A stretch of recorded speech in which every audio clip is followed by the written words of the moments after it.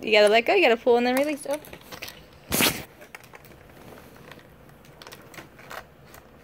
Okay, go ahead. The balls were stuck. Yay! Do it again. Right. Whoa. Want to do it one more time? Rosie's really good at doing this too. That's it.